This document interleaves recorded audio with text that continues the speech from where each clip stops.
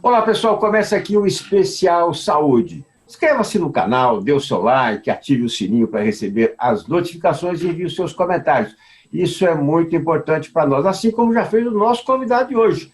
E honrosamente aceitou o nosso convite para trazer informações e esclarecimentos importantes sobre a pandemia e a medicina. Ele é o professor doutor Celso Granato, médico infectologista, professor livre-docente da Unifesp e diretor clínico do Grupo Fleury. Doutor Celso Granato, que honra tê-lo aqui. E olha, portas abertas aqui para o senhor no Especial Saúde. Tudo bem? Tudo tranquilo?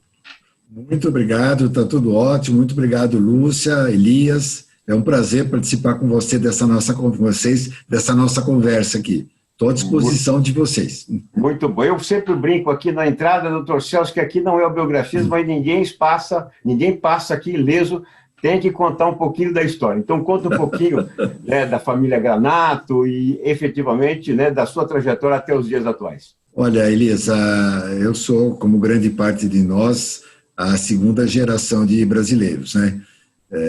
Minha família veio da Itália, a família do meu pai e da minha mãe veio da Espanha. Então, eu sou um híbrido espanhol com italianos, né? E é uma família basicamente de professores. Meu pai e minha mãe eram professores de nível secundário, né? E o meu irmão mais velho é professor, minha cunhada é professora, a minha esposa é professora e a minha filha está se formando professora, né? Então, é uma família tradicionalmente de professores, né? E eu, por influência até de uma prima muito querida minha, eu entrei na faculdade de medicina, na USP, e eu resolvi fazer infectologia, basicamente porque lá na faculdade de medicina, a formação, na minha forma de ver, para um clínico, era melhor nas pessoas que faziam infectologia em relação às pessoas que faziam clínica médica. Não sei se eu tive razão ou não, mas o fato é que era uma formação clínica muito forte. Eu sempre gostei muito de ser clínico, né? E só que quando a gente começa a estudar uma determinada especialidade, você começa a se apaixonar, porque você começa a entrar em detalhes, saber a intimidade das doenças, e aí você começa a gostar daquela especialidade, né? Foi o que aconteceu comigo. E também pelo fato de ser de uma família assim, recém-imigrada, né? Sempre teve esse conceito na família de que você se formava, você tinha que estudar fora. Tinha que estudar na Europa, porque é lá que é o berço da nossa formação, do nosso conhecimento. Então, a gente sempre foi muito estimulado na família, quando terminasse a parte mais básica dos estudos, estudar fora.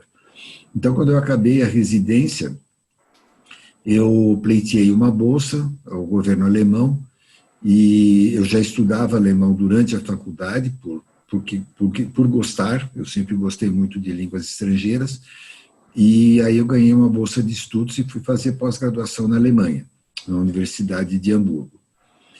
Aí eu fiquei lá alguns anos na Alemanha, e voltei, defendi a tese aqui, fui contratado pela Faculdade de Medicina e fui assistente do professor Ricardo Veronese, que é autor de livros, né? Era uma sumidade, atualmente já falecido. Continuei a minha atividade. E a minha geração, Elias e Lúcia, ela foi uma geração que, do ponto de vista profissional, ela foi, eu diria até que abençoada, né? Porque assim que eu voltei da Alemanha, em 83, a gente estava começando o surto de HIV no mundo e no Brasil, né? E aí a Faculdade de Medicina fez um convênio com o INSERM, o Instituto Francês de Pesquisas, e eles precisavam de uma pessoa que fizesse o intercâmbio de transferência de tecnologia, que eles chamavam.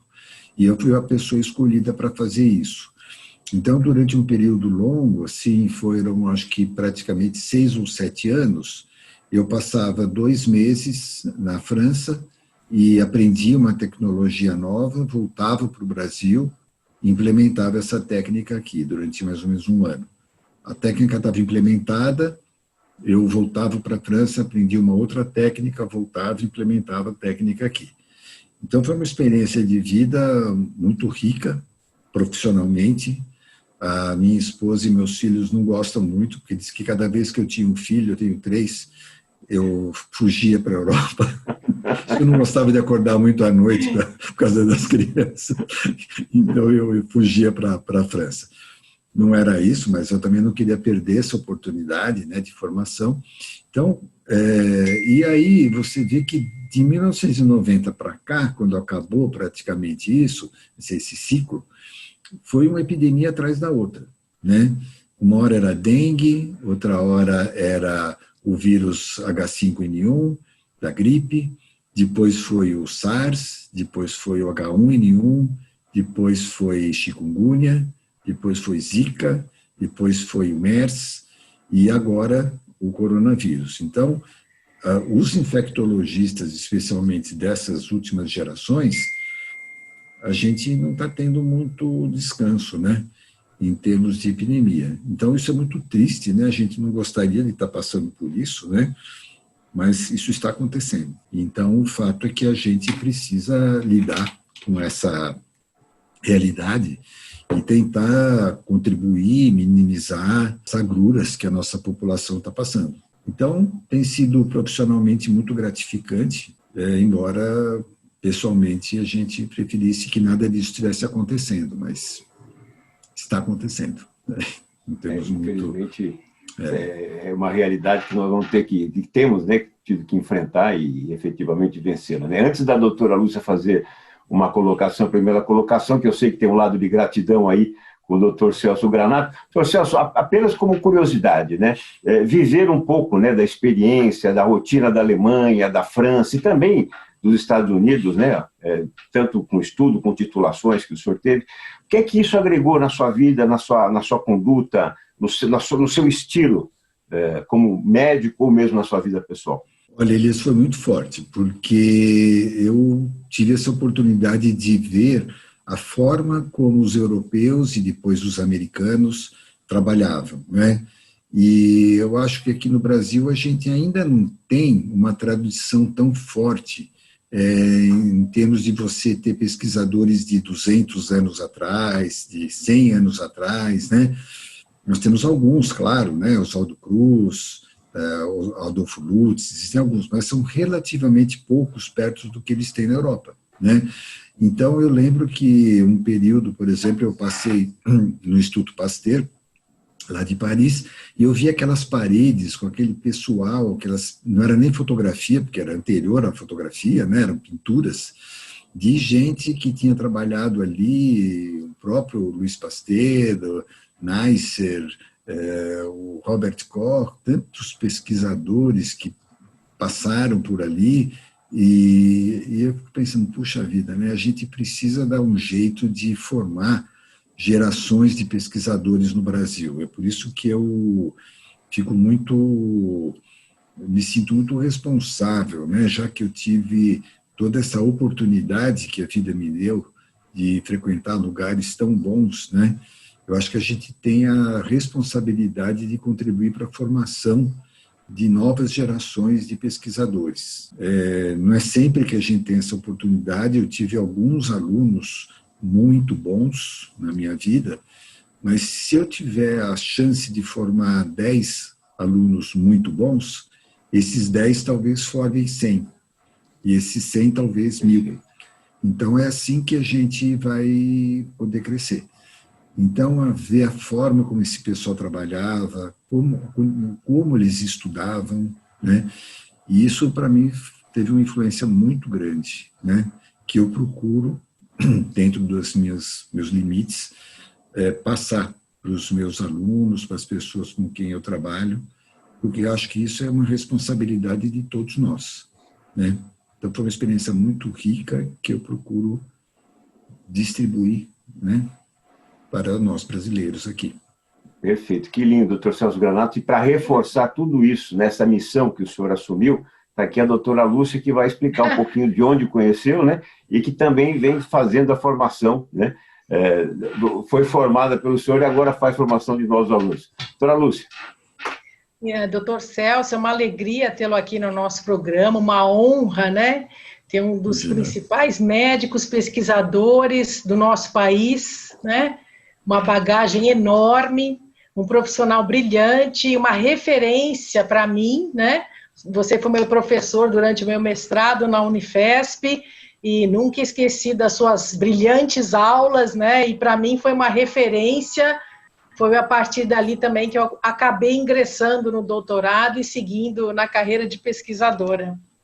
E agora estamos aí, né, doutor Celso, na iminência dessa pandemia, né, que pegou o mundo de calça curta, né, e realmente todos desprevenidos.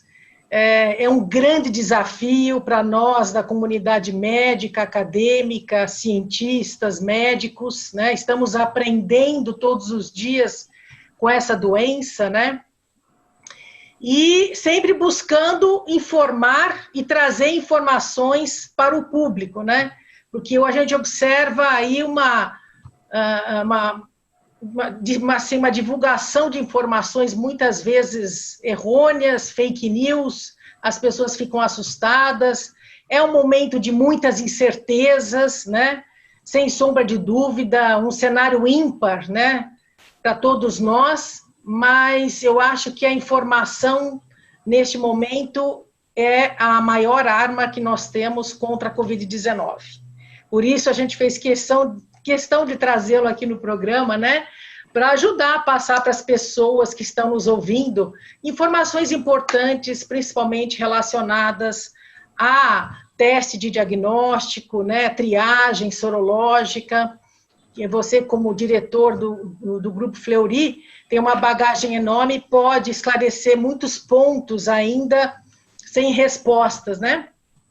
Embora excelentes técnicas estejam disponíveis, como a gente sabe, para o diagnóstico de pacientes sintomáticos com a Covid-19 em laboratórios bem equipados, né? Existem muitas lacunas críticas ainda que permanecem para o diagnóstico de pessoas assintomáticas ou que estejam na fase de incubação do vírus, bem como na determinação precisa na eliminação do vírus durante a fase de convalescência.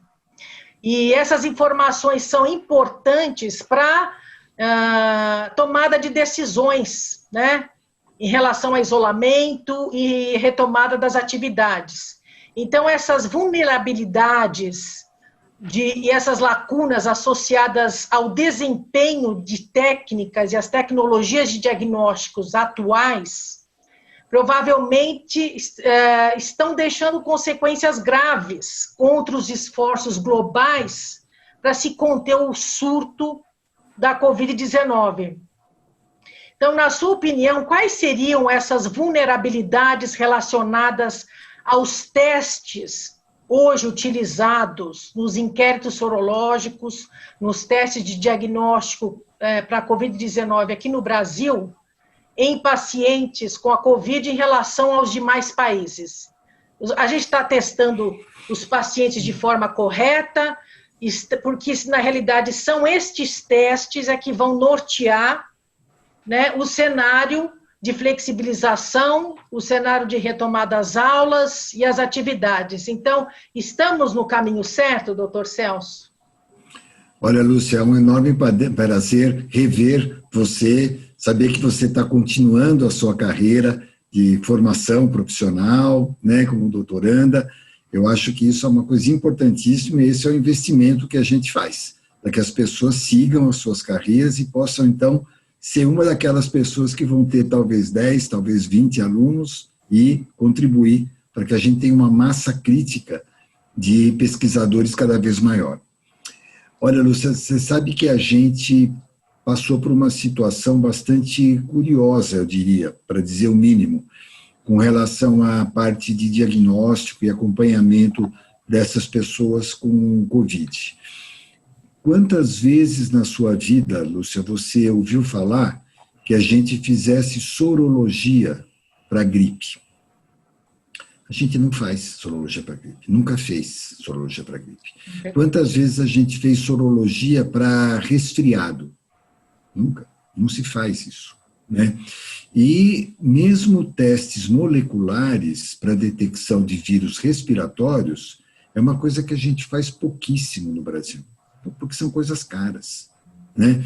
Então, os poucos lugares que fazem testes para diagnóstico de doença respiratória fazem por imunofluorescência, que é uma técnica dos anos 50, né? Porque ela tem um preço acessível, porque ela é suficientemente boa, porque ela detecta os agentes mais comuns. Então, nós estávamos relativamente satisfeitos com aquilo que a gente tinha, que era a imunofluorescência, ou então não tínhamos experiência nenhuma de sorologia para vírus respiratórios. Quando apareceu essa doença nova, nós começamos a ver que tinha que ser um diagnóstico molecular. Ele que é o padrão ouro para a gente fazer o diagnóstico, é o RT-PCR, né? Que não é uma técnica que a gente consiga fazer em qualquer lugar. Em primeiro lugar, porque ela exige reagentes especiais, como você sabe. Existe todo um produto muito delicado, que são os primers, que inclusive não são feitos no Brasil. Tinha que dar um jeito de fazer esse teste de alguma forma, porque era ele que era o padrão ouro, né? Como foi uma pandemia, exatamente esse termo, né, quer dizer, uma coisa mundial e praticamente simultânea, o mundo inteiro começou a ir atrás desses reagentes. Então, não tinha reagente para fazer. Todos nós vivemos isso, né? Então, eu ficava até magoado quando eu via o pessoal falar assim, pessoal, nós temos que testar. Como quem diz assim, escuta, meu amigo, você é do laboratório, você não está entendendo o que a gente precisa testar? Você não está percebendo o que eu preciso fazer para te convencer que tem que testar? Eu ficava pensando, meu Deus do céu, testar com o quê? Né? Você sabe não tem reagente. Não tem reagente, não tinha como testar. Né? Aconteceu uma coisa que é lamentável, mas vários países proibiram a exportação de reagentes. Vocês viram isso? Então, como que a gente ia testar? Ao longo do tempo, os outros lugares foram minimizando suas epidemias locais, começou a sobrar reagente e a gente começou a fazer, e a gente chegou a fazer agora 5.000 exames por dia, só de PCR, o que é uma loucura em termos de volume.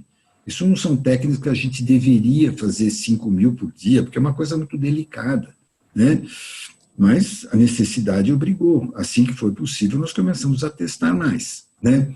E outra coisa, Lúcia, que foi muito importante, é que conhecer a dinâmica dessa eliminação de vírus, que é uma outra coisa que a gente aprendeu à medida que as coisas iam acontecendo. Então, por exemplo, qual é o lugar principal para você procurar o vírus? É lá no fundo do nariz. É lá que tem células que ele gosta mais. Então, vamos pegar um cotonete mais fininho, enfiar no nariz e pegar essa célula lá do fundo do nariz, que é lá que o vírus costuma estar. Essa técnica, Lúcia, ela é super sensível. A gente consegue detectar 5 cópias de vírus. Para vocês terem uma ideia, o mesmo teste que a gente faz para HIV, ele consegue detectar 20 vírus ou mais. Essa técnica consegue detectar 5 ou mais. Quer dizer, é uma técnica mais sensível do que a gente usa para HIV. Então, a sensibilidade que a gente chama de analítica, a capacidade de detectar o vírus, é altíssima. Só que a gente aprendeu também a duras penas, é que o vírus não fica só paradinho aqui no nariz, ele sai daqui.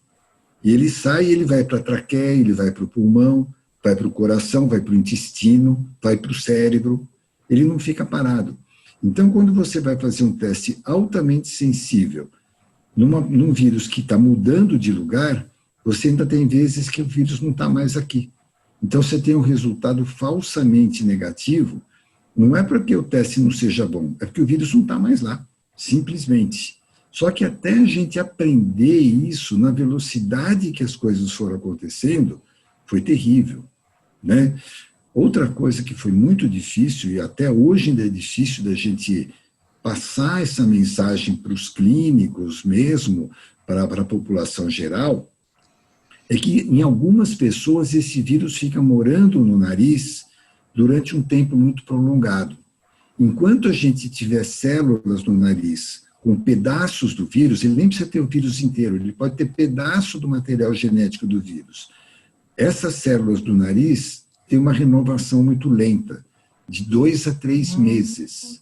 Então, a gente tem gente que fica eliminando pedacinhos do material genético do vírus durante 3 meses. E o que significa isso?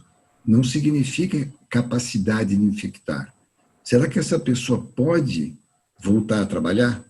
E as pessoas, doutor Celso, estão chamando casos de reinfecção, porque detectaram a presença do vírus por PCR, e na realidade é resquício do vírus que ficou ali, não é?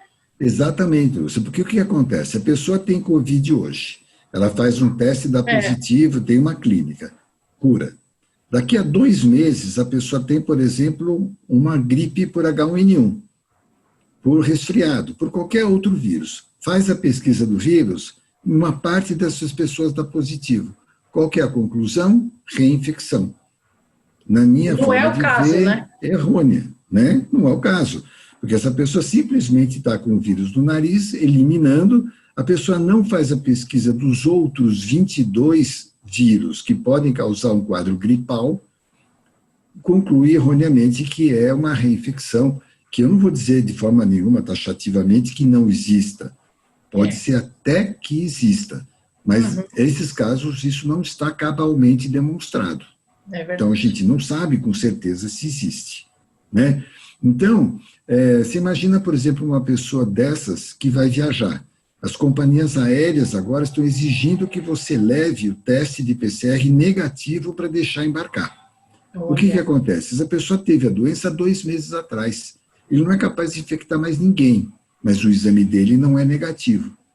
Como que você vai convencer a companhia aérea que aquilo ali é só um pedaço do material genético do vírus? Não vai.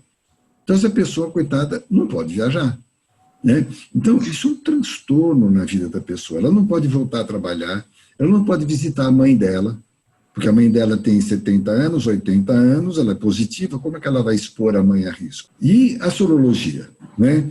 A sorologia, que foi um recurso que a gente nunca usou, como eu falei, a gente não sabe qual é o comportamento da sorologia, pesquisa de anticorpos, nas doenças respiratórias agudas. A gente não conhece isso. E nós estamos aprendendo, e agora já tem um número grande de estudos acadêmicos mostrando isso, que aproximadamente 20% das pessoas que têm formas leves da doença simplesmente nunca farão anticorpos. Agora, a pessoa vai, faz o teste, tem uma clínica leve, muito discreta, essa sim é um resfriadinho, uma gripezinha, dali 3, 4 dias está boa, né? Faz o teste, dá negativo, o teste está errado. Eu tive a doença, eu curei, como que eu não tenho anticorpo? Hoje em dia a gente sabe que 20% dessas pessoas não farão anticorpos. E grande parte das pessoas vão fazer depois de 1 mês. E não na semana seguinte, quando a pessoa vai fazer o teste porque já está curado, né? Então, as pessoas estão fazendo os testes sorológicos em tempos errados? Exatamente. Da doença? Estão fazendo. Muitos vão fazer junto. Alguns vão fazer na semana seguinte. E a gente fala, pessoal, não adianta fazer agora. Faça daqui a pelo menos 15 dias. De preferência, depois dos sintomas. Depois que acabar os sintomas. Mas as pessoas estão angustiadas, as pessoas gostariam muito de ter o teste positivo, porque isso é um passaporte para a liberdade, porque se eu já tenho anticorpos, eu posso fazer o que quiser, né? E, infelizmente, não é assim. Não é uma coisa que acontece imediatamente, e nem eu posso garantir que o fato de você ter anticorpo te dê uma proteção. A gente não sabe isso ainda. Então, o problema, Lúcia, como você muito bem sabe, é que o tempo da ciência, o tempo do conhecimento, não é o tempo da ansiedade das pessoas. As pessoas gostariam de poder saber imediatamente uma coisa, ainda mais nos tempos de mídias sociais, tempos em que a pessoa aperta uma tecla no computador, já vem toda a informação que ele quer. As pessoas não têm mais paciência para esperar pelas coisas, quando, na verdade, o conhecimento científico, ele requer um amadurecimento. Não tem como você queimar etapas, né? Vocês estão vendo agora o que está acontecendo com uma dessas vacinas, né, que está sendo muito propagada contra o Covid. O pessoal fez um estudo de fase 2, de avaliação de pacientes, que envolve já centenas de pacientes, em 1 semana. como é possível você fazer um estudo que você injeta uma vacina nas pessoas. As pessoas demoram de 2 a 4 semanas para responder. Como é possível você fazer esse teste em 1 semana? Essa é a russa, doutor Celso? A chamada russa? Perfeito. É impossível, Elias, fazer isso. Não tem como. Isso aí é... Assim, nem foi publicado, né, doutor Celso? Nem foi publicado. Quer dizer, não tem então, nenhum registro de resultado dessa vacina. Então, não é que ele já está mandando produzir em escala industrial. Não é, Lúcia? Quer dizer, então, assim, não é que eu duvide, eu simplesmente não posso acreditar. É diferente disso. Não estou duvidando, pode ser até que seja verdade, mas eu não consigo, eu não tenho como acreditar nisso. Né? Perfeito. Doutor Celso, dentro dessas mutações que o senhor tem constatado nessas pesquisas e tudo mais, isso pode levar a obrigatoriamente ter um tipo de vacina para cada uma dessas mutações do vírus, ou doses distintas, ou efetivamente tratamentos distintos para cada um dessas formas de vírus? Olha, Elias, a gente ainda não tem esse nível de detalhamento. O que nós percebemos, nós participamos de um estudo, na verdade, nós ajudamos a fazer um estudo que foi coordenado pela professora Esther Sabino, do Instituto de Medicina Tropical, lá da USP. Né? Ela conseguiu coordenar um estudo de 18 estados brasileiros, 85 municípios, em que foram analisados detalhes do RNA viral de 427 amostras, mas bem daquela fase inicial. Isso tudo foi colhido entre março e abril desse ano. Então, a gente conseguiu definir, descrever com detalhes esses vírus. E a gente chegou à conclusão que, em primeiro lugar, houve mais do que 100 entradas diferentes do vírus aqui. Que isso aconteceu lá para janeiro, fevereiro, quando as pessoas estavam voltando da Europa, da Ásia, onde a infecção já estava se disseminando, né? E entraram em São Paulo, no Rio de Janeiro, em Fortaleza, nas cidades que recebem mais estrangeiros, mais turistas, né? E de onde as pessoas viajam mais mesmo, né?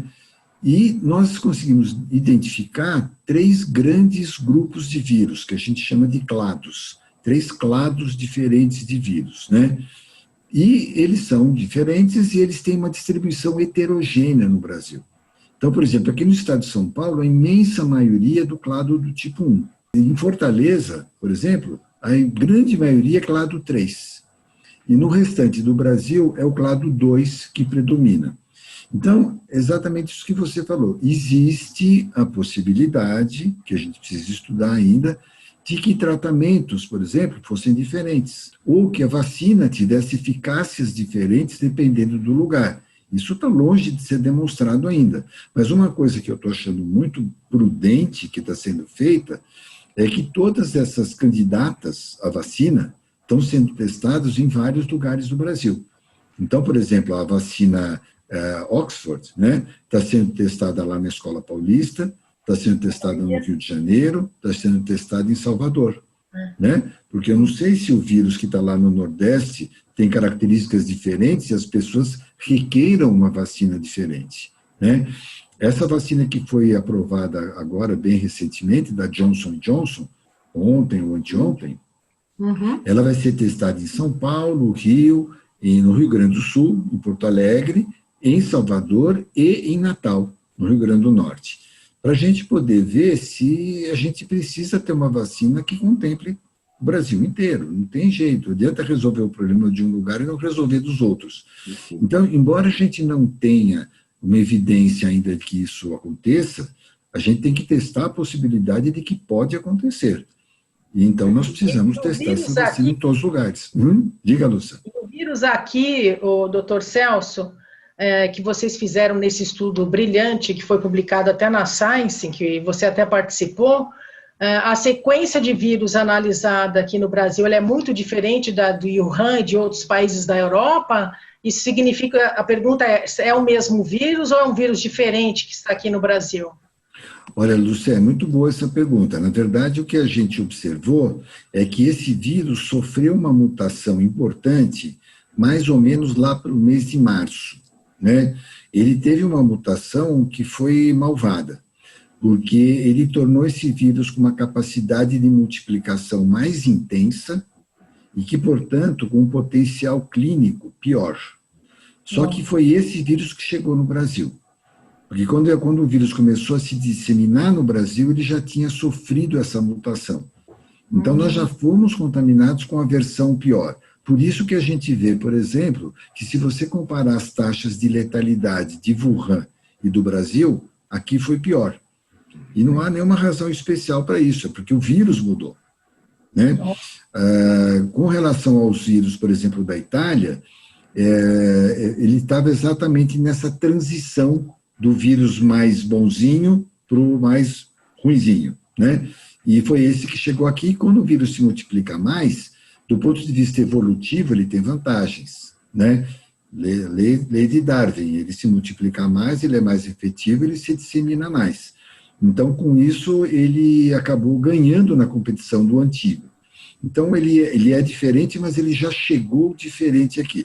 Agora, de forma geral, Lúcia, não é um vírus que sofra muita mutação. Essa é a parte menos ruim. Mal, né? Isso, porque o que acontece? Normalmente, vírus RNA, eles sofrem muita mutação porque eles não têm uma enzima que faça a correção da multiplicação defeituosa. Por exemplo, por que a gente não tem até hoje vacina para HIV? É por causa disso. Por que a gente não tem até hoje uma vacina contra hepatite C, que também é muito ruim? Porque esses vírus sofrem tantas mutações, você vai fazer a vacina contra o quê, exatamente? Né? Não tem como. Né? Agora, esse vírus, esse coronavírus, apesar dele ser RNA, ele é um vírus muito complexo, ele tem um material genético que é 3 vezes maior do que um outro vírus RNA qualquer, por exemplo, um rinovírus, né? E ele tem uma enzima que faz a correção da prova. Então, quando ele se multiplica e erra, ele é capaz de fazer isso, o que é bom para nós. Não é muito bom para ele, mas é muito bom para nós porque ele tem menos potencial de escapar da nossa resposta imune. Então, eu tenho a impressão, Lúcia e Elias, que a hora que a gente pegar uma dessas vacinas, pode ser a vacina chinesa, qualquer uma delas, pode ser a vacina Oxford, pode ser a da Pfizer, pode ser a da Johnson & Johnson, se ela se mostrar segura e for realmente capaz de produzir anticorpos, resposta imunicelular, elas vão resolver o problema. A Lúcia conhece bem uma outra professora da Escola Paulista, que é a professora Nancy Belay, que é uma super especialista em coronavírus, vírus respiratório de uma forma geral, e a gente estava discutindo esses dias. A nossa opinião é que, assim, se continuarmos a ter essa situação que a gente está tendo, mais alguns meses, talvez 5, 6 meses, ninguém sabe exatamente, mas a gente vai ter uma vacina efetiva que vai poder ser dada para a população toda. A gente acha que essa infecção vai ser bastante bem controlada. Não é motivo para a gente abaixar a guarda no sentido que, assim, muito provavelmente a gente vai ter outros surtos dessa natureza no futuro. Muito provavelmente. Nós estamos lidando com vírus animais. E vírus animais, né, do morcego, esse especificamente é do morcego. O vírus da gripe, o vírus de influenza, ele é um vírus de aves. Como nós não vamos acabar com os morcegos e nem vamos acabar com as aves, essas doenças vão continuar aí. Então, o que a gente precisa é ter um sistema de vigilância muito ativo, muito regado a dinheiro, porque isso não custa barato, né? Mas de tal forma que a gente consiga identificar essas infecções assim que elas surjam e ter uma rapidez para fazer vacina, como na verdade essa está fazendo. A gente não pode imaginar que conseguisse ser muito mais rápido do que está sendo feito. Nós estamos experimentando uma vacina praticamente 5 meses depois do vírus ser descrito. Isso aí é extraordinário, isso é um recorde. Isso é extraordinário. Não existe isso, né? Nunca existiu, né? Nunca existiu. Professor Dr. Celso Granato, médico infectologista, professor livre docente da Unifesp, diretor clínico do Grupo Fleury, uma honra tê-lo aqui. Olha, muito obrigado pela forma lúdica, né, como o senhor explica, né, a medicina, porque é importante, né? Só explica com legenda, né, para a gente poder entender. E nessa despedida, doutor Celso, eu gostaria muito que o senhor trouxesse qual o maior aprendizado, né, dentro da sua larga experiência na medicina vivida, que o senhor tira desse processo todo, e uma mensagem final para quem nos acompanha aqui no Especial Saúde e também no Biografia. Olha, Elias, muitíssimo obrigado pela oportunidade, a você, a Lúcia, foi um grande prazer. Eu acho, Elias, que uma coisa que ficou patente, algumas coisas ficaram muito patentes para mim. Uma coisa assim, não podemos descuidar da pesquisa. Né? Não podemos. E eu não estou falando isso porque eu sou um pesquisador, mesmo porque eu já estou bastante próximo do fim da minha carreira, né? Mas a gente sabe que ficou claro que a gente, para poder tomar as medidas certas, tem que ter gente estudando, nós temos que formar muita gente, né, Lúcia? Temos que ter muitos alunos, tem que aumentar essa massa crítica de gente no Brasil, porque o que diferencia o Brasil em grande parte das nações mais desenvolvidas é que eles têm muita gente estudando, tem muita gente pesquisando, e essa massa crítica é fundamental. Outra coisa que nós aprendemos a duras penas, Elias, não adianta nós termos alguns de nós com poder econômico para pagar 2, 3, 4, 5 mil reais por mês para ter um bom convênio, ter um bom hospital, se a massa da população brasileira depende do SUS. Então, isso não é fazer proselitismo, isso não é... nós precisamos dar condições para que o SUS, que é um sistema muito bom, mas que precisa melhorar, tenha condições de atender a grande massa da população brasileira. Porque na hora que acontece um problema, não é eticamente justo que a gente tenha pessoas que sofram tão mais e que coloque também todo mundo sob risco. Então, nós precisamos ter um sistema de saúde pública mais equilibrado do que a gente tem, né? E, novamente, nesse período que nós estamos falando, aqui metade de agosto, né, que as pessoas, sim, nós temos que liberar, nós temos que ter uma economia mais aberta, isso não tem dúvida, não é eterno esse processo de fechamento, mas que as pessoas usem isso com responsabilidade.